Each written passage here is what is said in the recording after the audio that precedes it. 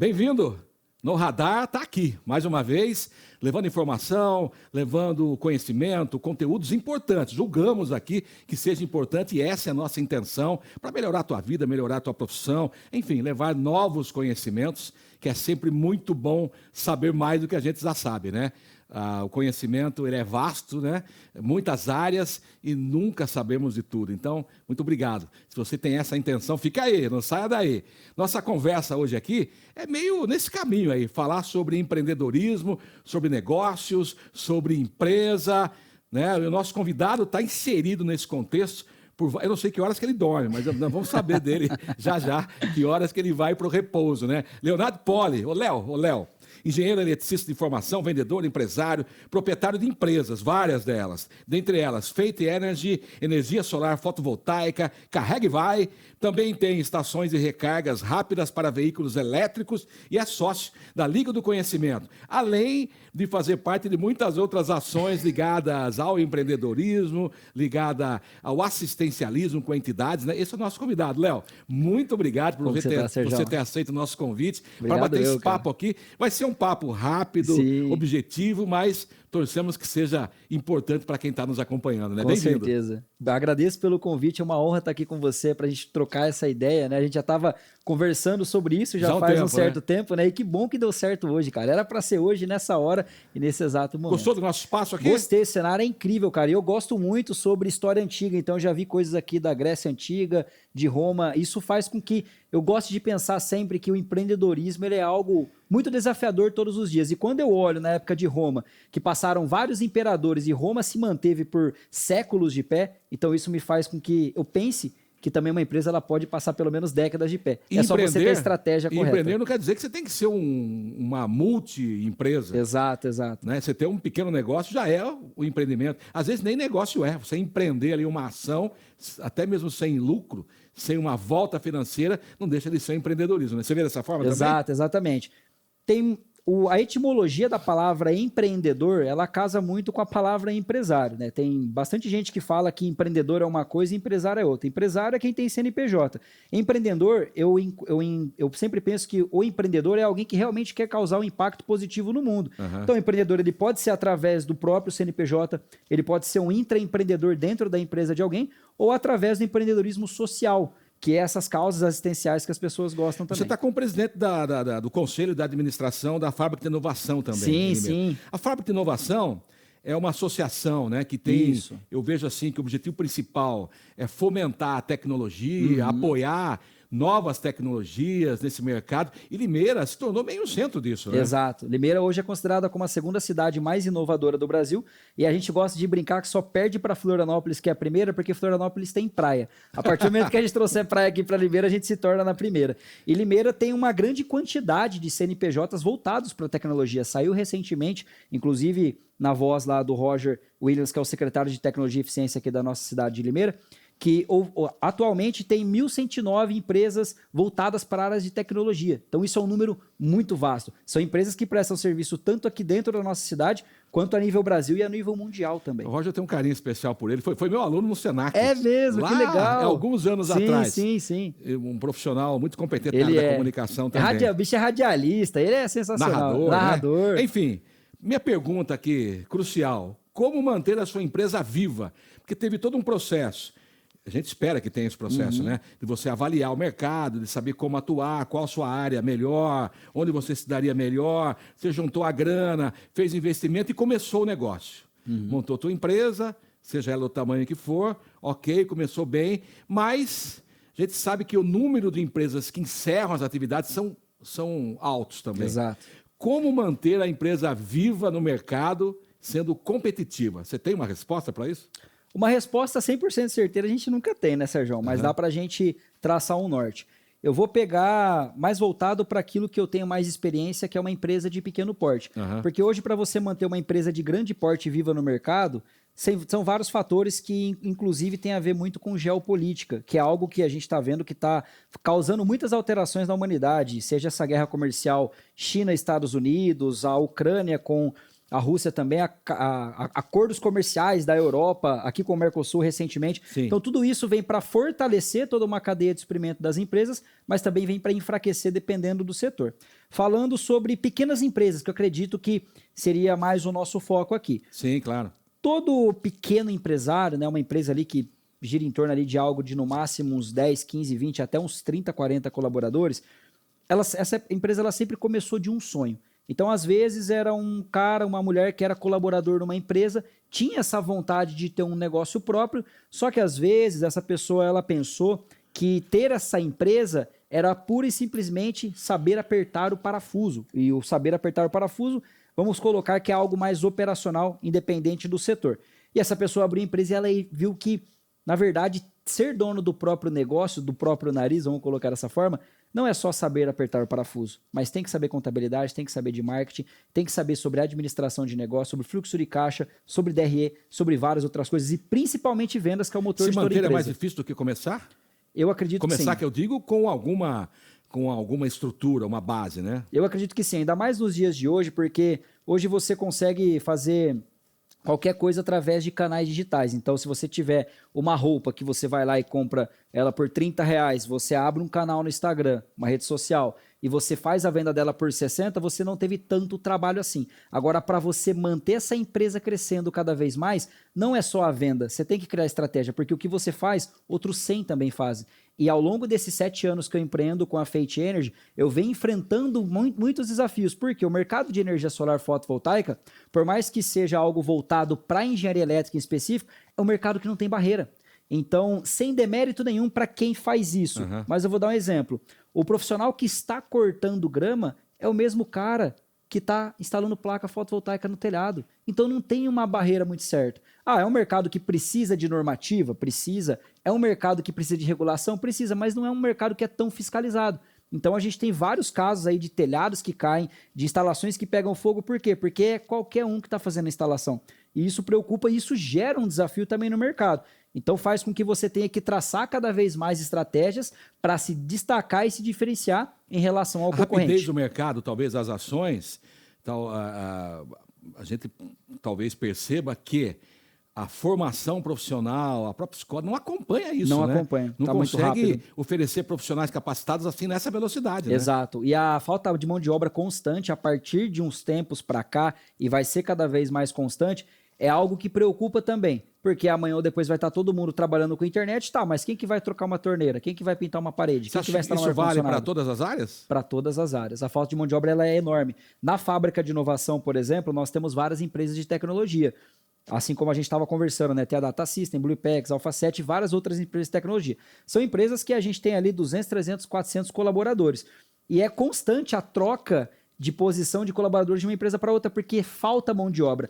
E não só na área de tecnologia. Você vai para a construção civil, a área cujo qual eu atuo já faz 18 anos, falta um ajudante de pedreiro, mas falta isso um ajudante de inflaciona pintor. o mercado também ou não? Em qual sentido? A falta do profissional faz com que se pague mais para se ter esse profissional? Sim. Ou é o contrário? Sim, faz sentido isso que você falou, só que o que acontece, mesmo inflacionando o mercado, hoje tem muito mais opções de trabalho que tinha 10 anos atrás. Então hoje, por exemplo, beleza, o cara lá vai me pagar 3.500 para eu ser ajudante de pedreiro, só que eu vou estar debaixo de um sol quente, um trabalho que vai me desgastar energia, sendo que ao mesmo tempo eu posso trabalhar de Uber, o assistencialismo, sem ter nenhum chefe. O assistencialismo, você acha que atrapalha, contribui para isso? Atrapalha. Dizer, eu acredito muito que... O cara bota na balança, bom, eu ganho uma cesta básica, ganho um salário, não sei o quê, se eu for trabalhar eu vou ganhar quase igual, então eu prefiro continuar sendo assistido pelo governo. O assistencialismo, nesse sentido, pensando mais nessas políticas públicas, eu penso da seguinte forma: para quem é necessário, para quem realmente precisa, eu acho super válido. Inclusive, o Elon Musk, todos esses empresários que são ultra bilionários, eles já estão conversando bastante sobre aquela renda básica universal, que é uma renda mínima ali mundial para realmente quem precisa, quem não tem condições de trabalhar. Meu ponto de vista, você tem condições de trabalhar, tanto o homem quanto a mulher da casa. E depende de assistencialismo sem precisar. No meu ponto de vista, é o que faz com que um país quebre no longo prazo. Talvez falte, então, uma avaliação melhor, uma preparação melhor desses recursos, saber onde vai ser utilizado, se está realmente sendo utilizado por quem necessita, né? Uma avaliação melhor e uma gestão melhor desses recursos públicos também. E se a pessoa está desempregada ou não tem onde morar, enfim, essas condições Sim. subhumanas até, e o governo oferece alguma coisa, também deveria oferecer a formação, né? Vamos capacitá-lo, né? Exato, Você não tem exato. profissão hoje, vou te ajudar aqui, mas vou te ajudar a ter uma profissão. Exato. E pior que tem, se você parar para pensar hoje, na verdade já de um tempo, a gente tem Sebrae, a gente tem Senai, a gente tem Senac. Claro que tem os cursos pagos, mas tem muitos cursos que são gratuitos. Claro que você vai lá concorrer com várias outras pessoas para poder estar acessando essa vaga, porque são vagas concorridas, mas é uma possibilidade. E da mesma forma, do outro lado digital, você tem YouTube, que se você digitar lá, como eu faço para colocar um quadro na parede em 5 passos, você consegue essa informação. O conhecimento hoje, ele está muito fácil de ser acessado. Só que diferentemente da nossa época, a gente ainda tinha que ir na biblioteca para alugar um livro, hoje, como tem um excesso de informação, tudo fica muito fácil, mas ninguém vai atrás. É o paradoxo. Sim. Nossa época você está sendo bondoso, né? Porque a sua época é bem mais recente Eu peguei do que a o minha. finalzinho da biblioteca. Mas essa questão de você lidar tudo, eu estou brincando aqui, mas com bom humor também é importante, sim, claro, não é? com certeza. Você, é claro, não pode ser ranzinza e Sim. nem pesado demais, né? Exato, Senão exato. você não vai conseguir levar a vida adiante. Exatamente. Você ser ambicioso é bom, mas... ou atrapalha, você acha? Ter muita ambição? Ou tem que ser na medida aí?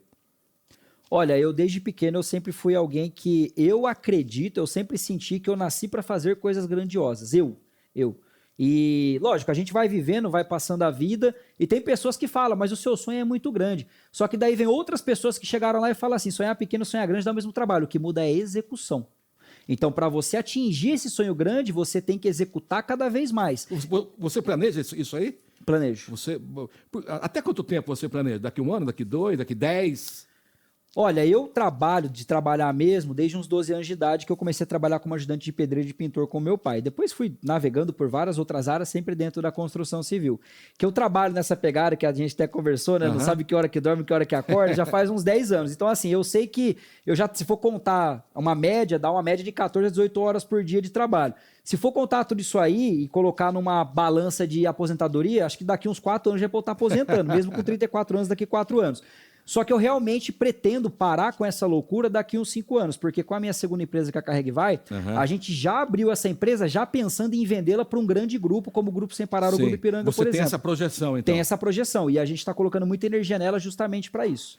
E é importante mesmo você planejar, né? Para você... É claro que um planejamento... Você acha que ele dura quanto tempo, assim, que você tem que rever esse planejamento? Hoje... A cada ano, a cada hora, a cada dia? A cada 3 semanas. Porque assim, ó, se a gente pegar um planejamento, né, um business plan, há 5 anos atrás, quando a inteligência artificial...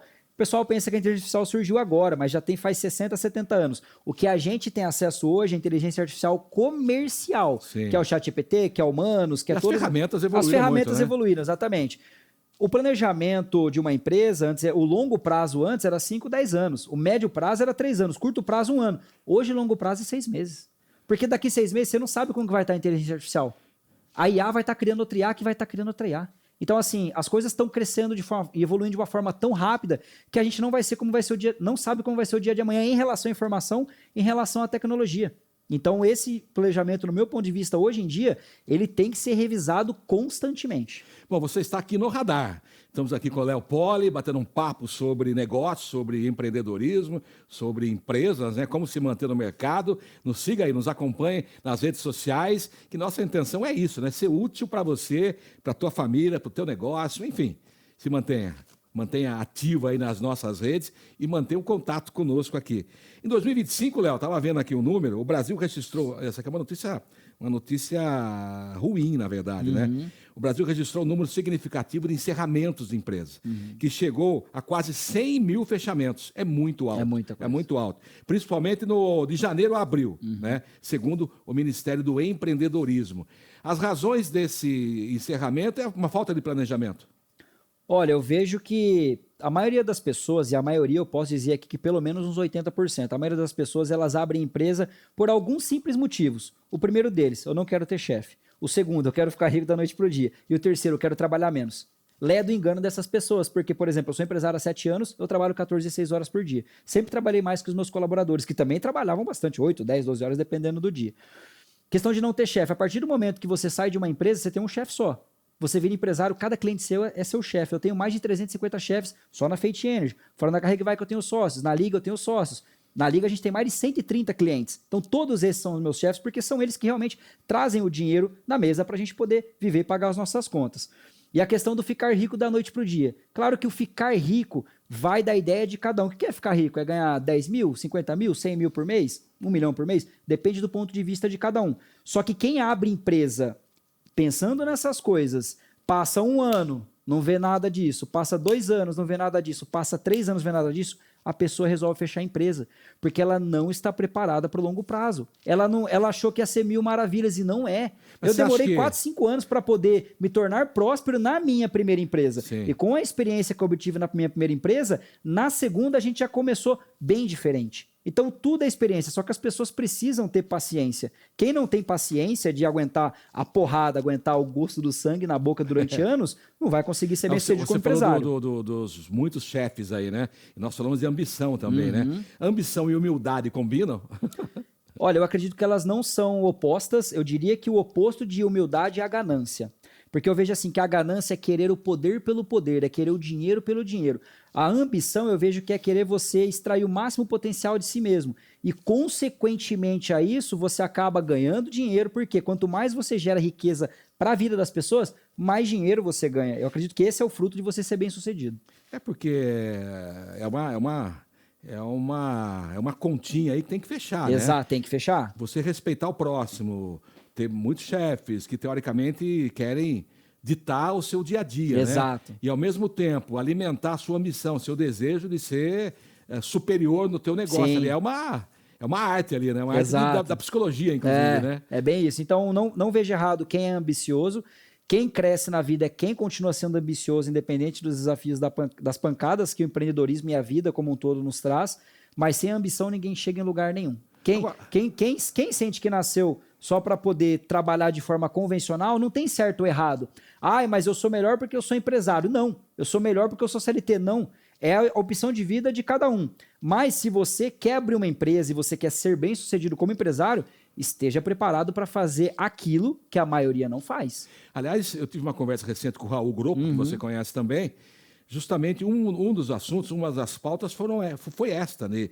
Que pela primeira vez a estatística mostrava que o número de pessoas que não queriam trabalhar com o CLT ultrapassou. Ultrapassou do CLT. Quer dizer, o trabalho informal ou ter o seu próprio negócio era maior do que você trabalhar CLT, que é uma mudança de comportamento. Sim, exato. Eu acredito ou de necessidade, né? Sim, eu acredito muito, tem essa questão da necessidade, porque às vezes a pessoa perde o emprego, ela vê a oportunidade de empreender e ela acaba empreendendo, mas também eu vejo muito que o mundo digital hoje, ele vende essa facilidade. Empreenda e seja rico, empreenda e seja livre. Mais uma vez eu volto naquilo que eu falei, isso é possível, é palatável, isso acontece, mas não é da noite para o dia. Faz 7 anos que eu sou empresário, então para eu chegar aqui foram 7 anos, e 7 anos não é 7 semanas nem 7 meses, é 7 anos. É porque a gente está vendo também nessas estatísticas, né, que além do número de empresas que abriram, empresas que fecharam, né? A inadimplência também. É um fator pesadíssimo, né? Tem aqui, o país alcançou 7.200.000 empresas inadimplentes, que afeta cerca de 31% do total dos negócios. Quer dizer, a inadimplência é uma junção de tudo isso que a gente tem falado, né? Uma falta de organização, inclusive, né? Uma coisa que eu vejo aqui no Brasil, ao contrário dos Estados Unidos, nos Estados Unidos, as crianças elas são ensinadas desde pequeno a investir, a guardar dinheiro, a empreender. Aqui no Brasil é totalmente diferente. Então, o que acontece? Você vê uma série de pessoas que, quando recebe o seu salário, ao invés de elas separarem 10, 20%, claro, aqui eu estou tirando de lado todo mundo que realmente é muito pobre, que ganha só o salário mínimo e sobrevive com aquilo para cuidar de 4, 5 pessoas dentro de uma casa. Estou falando quem realmente ganha um pouco mais. Ao invés da pessoa já receber esse salário e guardar que seja ali 10, 20%, jogar numa caixinha do Nubank, num CDI ali que rende pelo menos ali 100% do CDI, que renda ali 1% ao mês, alguma coisa nesse sentido, a pessoa pega esse dinheiro e ela vai jogar no Tigrinho, porque o Tigrinho ele promete um ganho muito rápido e muito fácil. Só que isso é aposta, não é certeza. É que o brasileiro ele tem esse hábito e o governo alimenta isso, né? É um país meio da jogatina, né? Exato. Mas aí é assunto para um outro dia. Exato. Né? É um assunto para outro dia. Aliás, essa questão dos hábitos, né, do brasileiro, tanto do hábito do brasileiro que é empresário ou que quer ser como do consumidor, inclui hoje, você falou agora há pouco de inteligência artificial, a pesquisa. Exato. A pesquisa, seja lá no Google, seja lá onde for. Quem não pesquisa hoje está morto? Tanto o empresário para buscar alternativas e o consumidor também. Hoje, para fazer. Tem até o número que mostra isso, né? As pessoas pesquisam, 93% das pesquisas das pessoas, da população, pesquisa antes de fazer qualquer compra. Uhum. Esse é um hábito que eu acredito que ele surgiu com o advento da internet, porque antes da internet, qual que era a nossa forma de pesquisa? Era o boca a boca. Ah, eu tô querendo, sei lá, instalar um negócio lá na minha casa, você tem alguém para indicar? Ah, eu tenho alguém para indicar. Pega o contato dele, liga lá e marca. Hoje em dia você tem uma série de opções no Google, agora ainda com inteligência artificial acoplada no Google e em outros buscadores, onde você tem uma série de opções. Então, por isso que esse número é tão grande. As pessoas, elas têm até medo de serem enganadas, porque como tem muitas opções hoje, eu, por exemplo, só aqui na cidade de Limeira, eu tenho mais de 100 concorrentes de energia solar, e a maioria dos meus clientes ou vem por indicação ou vem pelo Google. Mas isso é um alerta, né? Se o consumidor, a pesquisa mostra isso, antes de fazer 93% dos consumidores, quer dizer, quase que a totalidade, Exato. pesquisam pelo menos 3 fontes para fazer uma compra. Se a tua empresa não está nessas pesquisas, você está fora do mercado. Exatamente. E por isso que é importante todo esse investimento em branding, investimento em eventos. Então, eu, por exemplo, independente das empresas que eu controlo hoje, eu sempre estou em eventos. Uma das minhas empresas é eventos corporativos, né, que é o Liga Connect, lá dentro da Liga do Conhecimento que a gente está fazendo na CIL. Então, muitas dessas coisas eu considero que o quê? Quanto mais posicionamento a gente tem, quanto mais autoridade a gente tem naquilo que a gente fala, naquilo que a gente faz, naquilo que a gente vende, quem não é visto não é lembrado. Então, se eu estou em todos os lugares, automaticamente eu estou dentro da cabeça de todas as pessoas. Olha para aquela câmera ali, fala para as pessoas que estão nos vendo, principalmente aquele que tem o negócio, que está balançando, com dúvidas, né? E não está utilizando das plataformas digitais, que conselho você dá para ele? Olha lá, fala direto com ele. Você que tem essa mania de achar que é bonito ser low profile. Ah, eu sou low profile, eu não quero aparecer nas redes sociais. Você que tem o seu próprio negócio ou precisa divulgar o seu negócio, você não pode ser low profile enquanto você ainda não tiver a sua empresa de uma forma bem sucedida, de uma forma próspera. Você precisa estar presente no Instagram, no Facebook, que hoje não é tanto utilizado assim, mas ainda assim é bastante utilizado, principalmente pelas classes de 40 anos ou mais. TikTok, o TikTok é coisa de criança. Tá, mas as crianças, os jovens, eles vão crescer e vão ser o quê?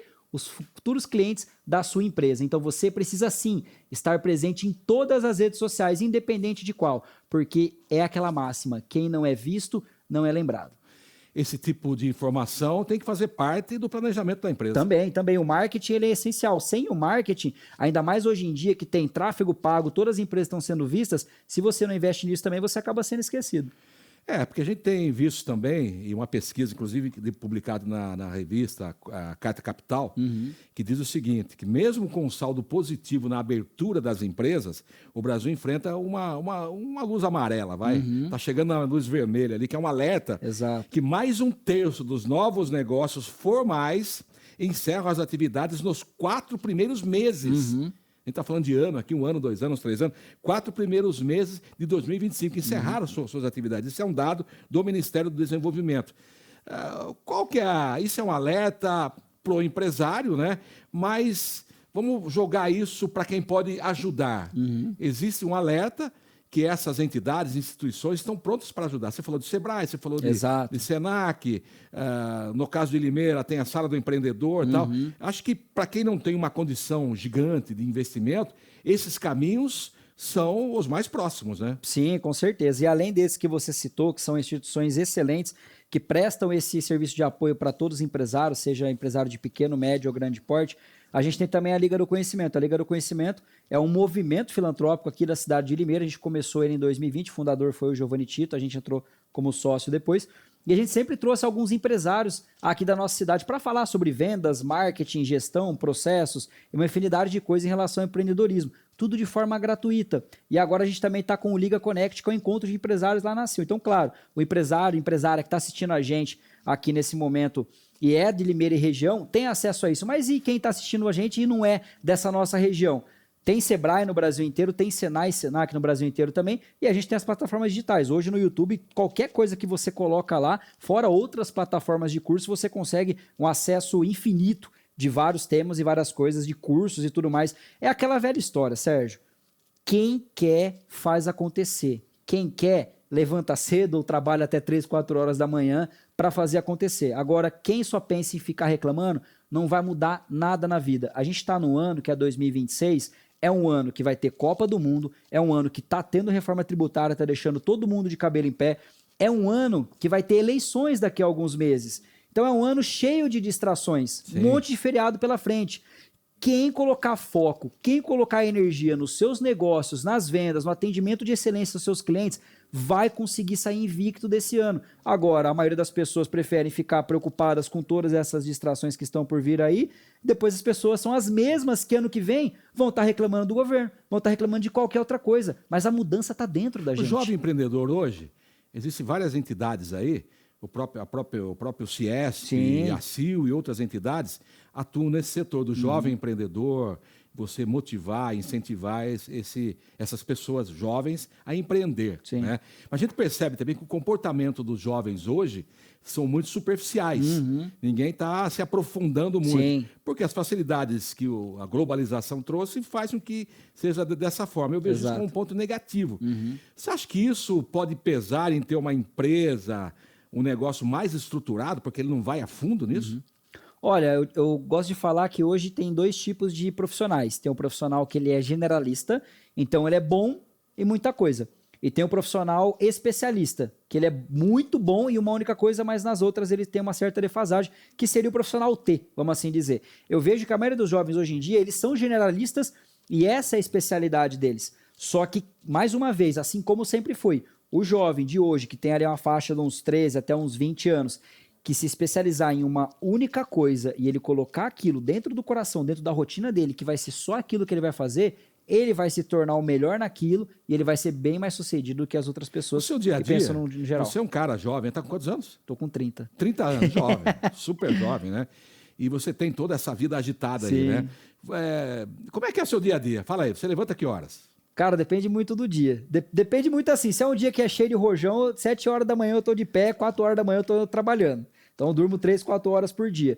Se o dia tá mais tranquilo, não é o dia que eu vou ter compromissos externos, é um dia que eu consigo tocar mais coisas internas ali na empresa, fazer um gerenciamento mais remoto do time, aí eu consigo acordar às vezes umas 8, 9, mas geralmente mesmo assim eu não durmo muito cedo. Geralmente, no mínimo, umas 1 hora, 2 horas da manhã. Eu sempre fui muito mais morcego, vamos assim dizer. Não, Mas não e sou o do dia, lazer, não. cabe aonde aí? Ou não cabe? Ah, dá uma encaixada no final de semana, ou às vezes no meio da semana também. Esse ano aqui, como vai ter muito feriado, eu falei das distrações, mas eu também sou filho de Deus, né? Preciso descansar. Um ou outro feriado aí eu pretendo estar dando uma viajada, mas eu gosto mais de viajar assim, pegar uns 3, 4 dias no feriado do que pegar 15 dias, 30 dias, até porque a agenda, que é bem movimentada também, acaba não permitindo. Deixa eu falar uma lista de coisas aqui, você vai dizendo se você concorda ou não e Sim. comentar rapidamente, né? A questão do fechamento das empresas que encerram suas atividades. Misturar conta física com conta jurídica. Isso é um erro. Discordo completamente. Muita gente que eu conheço, muitos empresários, hoje eles já pararam de fazer isso aí, também já deu uns par de croque já. Às vezes o cara vai fazer alguma coisa pessoal dele e ele paga com a conta da empresa e nem pede reembolso nem nada disso, que daí seria o ideal no mundo contábil. Eu acho isso um erro. É o plantar da semente da queda do empresário. A falta Tem que de saber fluxo separar. é um outro problema? Vixe Maria, é o principal problema. Em 2023, em 2022 a gente fez uma grande quantidade de vendas na Fate Energy. E eu falo que eu sempre fui um excelente fazedor de dinheiro, mas um não muito bom gestor financeiro da empresa. Então, como eu tinha pego muito dinheiro, o que eu acabei fazendo? Bom, eu ganhei R$300 por mês durante o começo da empresa, vou pegar essa grana agora e vou viver. E aí eu fui para restaurante caro, eu fui para Itália, fui para o Chile, não sei o quê. Ao invés de eu pegar e guardar um pouco dessa grana, porque ia ter transição de governo, eu não imaginava que o pessoal ia segurar a grana. Veio a transição de governo, a maioria dos clientes segurou grana, pelo menos ali por uns 5, 6 meses. Com essa diferença, eu tinha ali uma folha de 5, e eu falo mesmo, eu não tenho vergonha de falar, porque eu sou empresário raiz. Eu tinha uma folha fixa de 50 mil por mês, a receita que era 80, 90 mil caiu para 10 mil por mês, ou seja, um déficit de caixa de 40 mil reais por mês. Eu acumulei quase $500 mil de dívida. 2023 foi um ano tenebroso para mim. Eu quase quebrei a empresa, fiquei no bico do corvo ali, na beira da cerca. Quase quebrei, mas 2023 foi um ano extremamente desafiador para mim. 2024 comecei a recuperar. 2025, graças a Deus, as coisas começaram a entrar no eixo. Mas foram 3 anos assim, ó. A questão do preço, desses pequenos erros, né? Sim. Você precificar, né, o preço errado do teu produto, ou barato demais ou caro demais, é um erro também. É um erro também. Todo mundo que vai fazer a venda de algum produto ou no serviço, a pessoa tem que entender muito sobre um negócio chamado markup. E o markup ele é diferente da margem de lucro. Às vezes, um prestador de serviço que ele está acostumado a prestar o serviço, mas ele é autônomo, ele não é empresário, ele interpreta a prestação de serviço dele como margem de lucro, e uma coisa não tem nada a ver com a outra. Uma coisa é a mão de obra, é o tempo da tua hora. Outra coisa é a sua responsabilidade enquanto empresário. A margem de lucro é a remuneração pelo tempo do empresário e pelo risco que ele está correndo. A mão de obra é totalmente diferente, e muita gente confunde isso. Nosso papo Raul defendeu muito a seguinte posicionamento, né?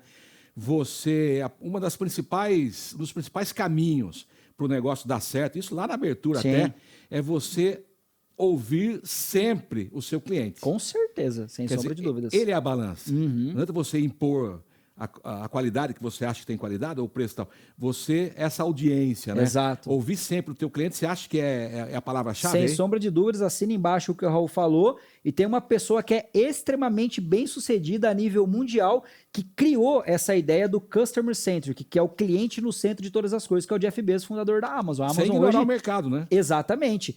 Começou como uma livraria online, hoje é a loja que vende tudo a nível mundial, uma das maiores empresas, já foi inclusive a maior empresa do mundo já, com esse foco, o foco no cliente. Claro, aí as pessoas perguntam, o cliente sempre está certo? Depende do quê? Por exemplo, eu sou engenheiro eletricista. Se o cliente falar assim, ó, eu quero que você coloque esse quadro de proteção lá em cima, perto do teto, eu vou falar não, porque segundo a NBR 5410, que é a norma de instalações elétricas de baixa tensão, não pode passar de 1,80 m do chão. Porque neste caso, por eu ter estudado, nesse sentido eu tenho mais autoridade que o cliente. Então não, nem sempre o cliente está certo, ele está com a razão. Mas no sentido de atendimento, no sentido de algo que fique bom para ambos os lados, a gente tem sempre que ter esse foco no cliente. Quer dizer, para dar errado, é uma sequência de pequenos erros. De pequenos erros, exatamente. Ah, não, cometi um erro gigante que quebrou minha empresa. Não, é uma sequência de pequenos erros. Exato. Eu vou dar um outro pequeno exemplo. Em 2022, a empresa estava voando, a gente estava tendo 80 mil, 120 mil reais de receita mensal. Eu estava pagando aluguel de um lugar que era 90 metros quadrados, e eu tinha 10 colaboradores. Não tinha necessidade de eu estar num lugar de 90 metros quadrados. Dava para eu reduzir esse aluguel de 3 mil, por exemplo, para R$ 1.200. Um lugar que cabia todo mundo e dava para todo mundo trabalhar. Ou seja, esse R$ 1.800 de diferença a mais mensal me geraria ali um caixa de 20 mil reais a mais no ano. Eu parei para pensar nisso? Não. Foi um pequeno erro. Junta com outro, esses pequenos erros viram uma bola de neve que acaba de ceifar a vida do empresário. Diga aí, para a gente finalizar. Estamos chegando ao fim já. O papo flui, né? Existem 1, 2, 3, 4 pilares principais para se manter uma empresa viva? Sim. O primeiro, deixa eu pensar melhor aqui. O primeiro eu digo muito que é a energia. Quanto mais energia você coloca na empresa, independente... Não a fotovoltaica, não a fotovoltaica, humana. Se for colocar fotovoltaica, Fate Energy, tá? @Fate Energy, contata a gente aí. A energia do empresário, da empresária em si, quanto mais energia você coloca no negócio, pode vir governo A, pode vir governo B, pode vir crise, pode vir o que for. Você vai aguentar o momento desafiador e vai sair dali alguém melhor. Com essa estrutura que nós falamos. Com essa estrutura que nós falamos, né? Claro. E não só essa energia, mas você sim precisa ter uma certa inteligência para você ser empresário. Mas não significa que, beleza, eu me considero alguém burro. Sente em mesas com pessoas mais inteligentes. Eu estudo todos os dias, mas boas referências. Eu sempre estou com pessoas mais inteligentes que eu. Sempre que eu posso, por exemplo, eu estou lá no Reconnect, estou com o Rodrigo da Renove, estou com o Raul Grupo, estou com o Bruno, com os dois Brunos sócios deles, porque são pessoas que eu considero mais inteligentes que eu. Então, aquela velha história, né? Você é a média, eu gosto de falar que a soma, você é a soma das 5 pessoas com as quais você mais convive. Então, os meus sócios na Liga do Conhecimento, o Giovanni e o Emerson, são caras que, por exemplo, numa criatividade, no marketing ou gestão de processos, são muito melhores do que eu. Eu me considero alguém muito bom em comunicação, alguém muito bom em conexão com as pessoas, mas processos já não é algo que é do meu feitio. Então, por exemplo, o Emerson, meu sócio na Liga, ele é perfeito para isso. Então, eu acredito que essas duas coisas, a energia, essa ambiência que você vive de sempre estar buscando cada vez pessoas mais inteligentes para você conviver, para você vencer. E não desistir, cara. Tem 2 conceitos hoje que muitas pessoas falam, que é a resiliência e a antifragilidade. São propriedades dos materiais que a gente conhece aí. Então, resiliência nada mais é do que você bater no material, esse material ele sofreu um impacto e ele voltar ao estado natural dele sem nenhuma modificação. Eu gosto mais da antifragilidade, que é o quê? É você pegar um material, você esticar ele, bater nele, dar porrada nele e ele voltar melhor ainda, modificado daquilo que você encontrou. O famoso Fênix. famoso Fênix, renascer das cinzas, exatamente. Fechou com chave de ouro. E você acha que o nosso papo que foi inteligente hoje? Foi muito inteligente, cara. Falar sobre empreendedorismo com uma pessoa tão inteligente, comunicativa igual você, Sérgio. Pelo amor de Deus, cara, é uma honra, pô. Bom, eu queria dizer que nosso tempo estourou, né? Eu espero que esse papo nosso continue em outras oportunidades. Com certeza. Com a gente aqui, Leonardo Poli, o Léo Poli, que não vou dar o currículo de novo, né? Que além de tudo que eu falei já, eu estou vendo aqui também que você é uma pessoa que pretende e tem isso como meta, né? Impactar positivamente uma sociedade. Sim, com seja certeza. Lá o caminho que for. Sim, esse foi meu sonho desde pequeno. Eu sempre senti que eu nasci para fazer coisas grandiosas e ao longo da minha vida, seja conhecendo pessoas, sendo empresário também e agora como atual presidente da Fábrica de Inovação, fazendo esse trabalho social tão importante que a gente faz na cidade de Limeira, eu vejo que isso é algo muito forte dentro de mim e também vai continuar com o passar dos anos aí. Com certeza, com certeza. Bom, foi um prazer ter você aqui. Prazer Antes de meu, fechar Sérgio. aqui, a gente sempre traz aqui algo importante no nosso coração, tá vendo? Esse Nosso é coraçãozinho. Aqui tem trouxe duas indicações hoje. Uma é James Hunter, que é O Monge e o Executivo, Esse é uma fera. história sobre a essência da liderança. Né? Esse livro é muito uma bom. recomendação aqui, muito bom. que aliás eu estou separando aqui, quer ver? Ó? Só um pequeno trecho aqui. Aqui, ó. Vou ler aqui a recomendação aqui. Com uma narrativa envolvente, O Monge, o Executivo, conta a história de John Daly, que é um homem de negócios bem-sucedido que percebe, de repente, que está fracassando como chefe, marido e pai. Olha só. E aí, numa tentativa desesperada de retornar o controle da situação, ele decide participar de um retiro sobre liderança no mosteiro beneditino comandado pelo frade Leonardo Hoffmann. O restante, se você quiser saber, busque o livro. O monge é charameu, Leonardo. Do James Hunter, Olha, O esse Monge livro é e o muito bom, Executivo, cara. uma história Muito sobre a bom. essência da liderança. E a outra recomendação, Contos do Cafezinho. Olha só. O Contos do Cafezinho é assim, ó.